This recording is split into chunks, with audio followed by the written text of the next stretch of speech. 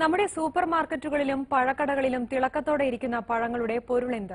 വലിയ വില കൊടുത്ത് മലയാളി വാങ്ങുന്ന പഴങ്ങളിൽ പലതും വലിയ രോഗങ്ങൾ ക്ഷണിച്ചു വരുത്തുന്നവയാണ്.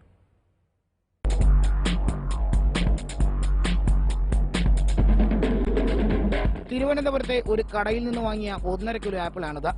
ചില്ലറക്കാരല്ല, 2 ആപ്പിളുകളും വിദേശികളാണ്. അതുകൊണ്ട് തന്നെ വിലയും കൂടും. 200 രൂപയിലധികം കൊടുത്ത് വാങ്ങിയ ഈ ആപ്പിളിന്റെ യഥാർത്ഥ രൂപം കാണാനുള്ള ഒരു യാത്രയാണത്. അതിന് വേണ്ടത് കയ്യിൽ നല്ല മൂർച്ചയുള്ളൊരു കത്തി.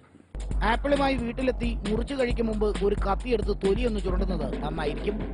അല്ലെങ്കിൽ ഈ കാണുന്ന മെഴുകൊക്കെ വയറ്റിലെത്തും. ആപ്പിളുകൾ മാസങ്ങളോളം ഇരിക്കാൻ പഴങ്ങളുടെ വിതരണക്കാർ ചെയ്യുന്നതാണ് ഈ മെഴുക ആവരണം. ഇത് മെഴുകാണെന്ന് സംശയമുണ്ടോ? ഒന്ന് ഉരുക്കി നോക്കൂ.